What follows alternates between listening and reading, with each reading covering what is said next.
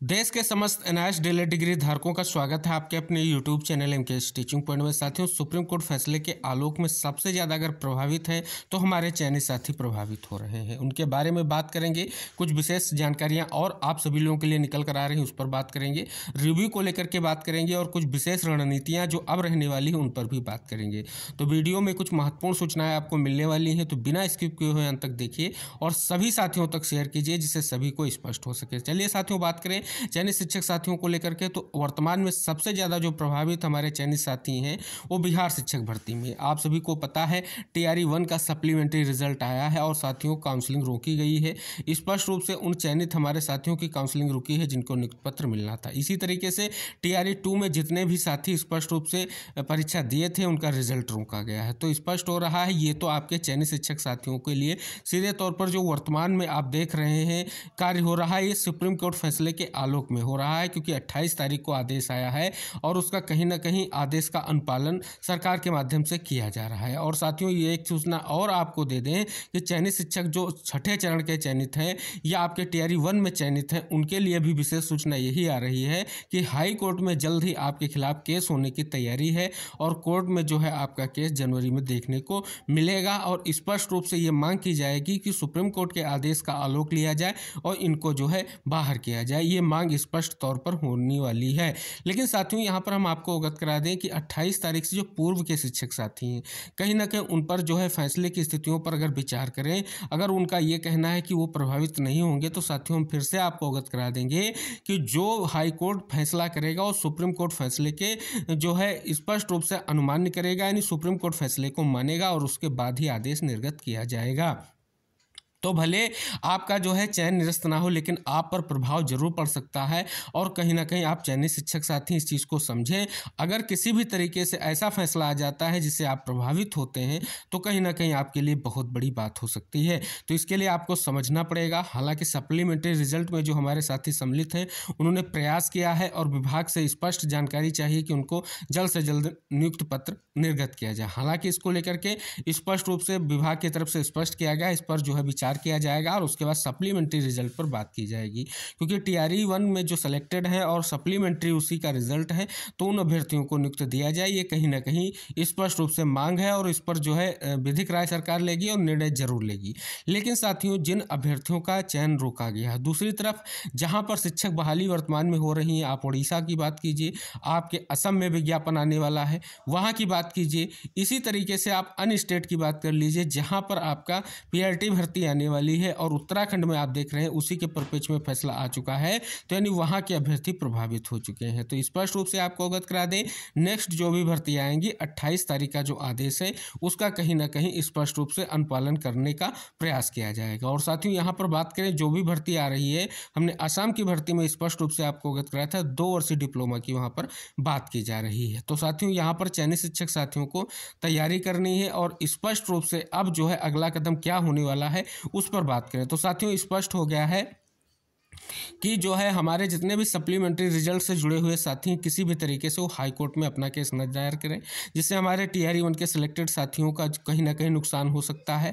और दूसरी तरफ साथियों, यहाँ पर बात करें हाई कोर्ट में अपना केस इसलिए नहीं ले जाना है क्योंकि वहाँ पर हम बार बार कह रहे हैं सुप्रीम कोर्ट का जो आदेश है उसको अनुपालन किया जाएगा। दूसरी तरफ साथियों बात करें किस प्रकार से अब आप हम कार्य करें जिससे हमारा गजट या हमारी जो वैधता हो बरकरार रहे। तो साथियों, अब जो है सुप्रीम कोर्ट में जो है रिव्यू पिटीशन दायर की जाएगी कोर्ट खुलते ही, और सभी को पता है 2 जनवरी को कोर्ट ओपन होने जा रहा। उसके बाद जो है स्पष्ट रूप से आपकी रिव्यू पिटीशन दायर की जाएगी और ये रिव्यू पिटीशन की अगर बात करें तो पप्पू सर के माध्यम से ये रिव्यू पिटीशन इस बार डाली जाएगी। इसको लेकर के विधिक राय ली जा चुकी है स्पष्ट रूप से और ये पॉइंट क्लियर किए जा चुके हैं कि किन पॉइंट्स को यहाँ पर मेंशन करते हुए जो है आधार बनाया जाएगा और रिव्यू दाखिल की जाएगी। इसको लेकर के उन्होंने 31 तारीख को स्पष्ट रूप से जो है गांधी मैदान में अपने स्पष्ट रूप से एक जो है मीटिंग रखी है जिसमें अभ्यर्थियों से आह्वान किया है जो सप्लीमेंट्री रिजल्ट से जुड़े हुए हैं, रिजल्ट टीआरई 2.0 से जुड़े हुए हैं या छठे चरण में चयनित हैं, जो भी शिक्षक साथी एनआईएस डीएलएड से संबंधित हो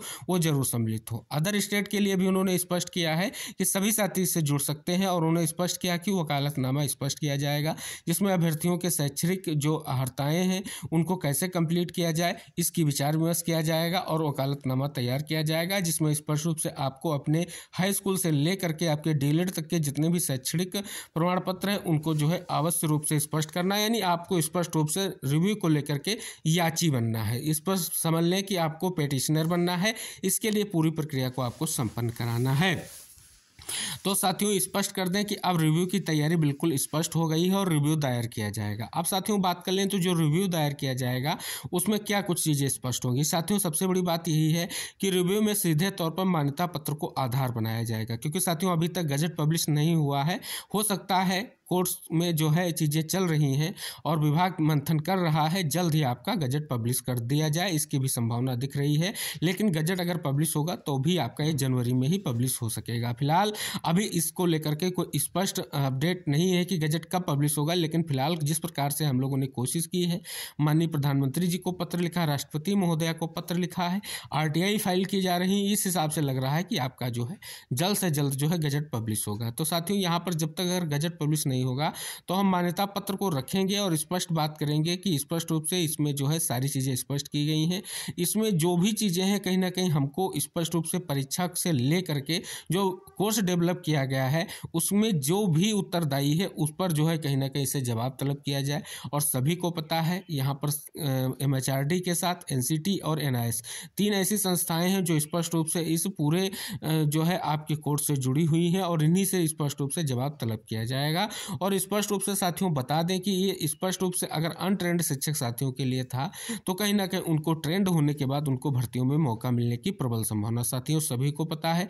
कोविड के कारण जो है भर्तियों ने स्पष्ट रूप से विद्यालय बदला और विद्यालय बदलने से के कारण वो इनवैलिड हो गए। इनवैलिड इसलिए हो गए जिस विद्यालय से उन्होंने किया था अगर वो दूसरे विद्यालय में चले जाएंगे तब भी उनका जो है स्पष्ट रूप से प्रशिक्षण कहीं ना कहीं इनवैलिड होता दिख रहा है। तो ये सारी चीज़ें इसलिए ज़रूरी है कि अब रिव्यू में उस माध्यम से चीज़ों को रखा जाएगा जिस पर जो है सीधे तौर पर जो है जवाब मांगा जाएगा कि कोर्स जो डेवलप किया गया इसके मानक क्या थे और इसको स्पष्ट किया जाए। तो एक बड़ी सूचना यही है कि रिव्यू जो दायर होने जा रही है ये आपके लिए जल्द ही सकारात्मक चीज़ें लेकर के आएगी और निर्णायक लेकर के आएगी और आप सभी साथियों के लिए बहुत ही इंपॉर्टेंट रहेगा कि आप सभी का चयन सुनिश्चित हो सकेगा।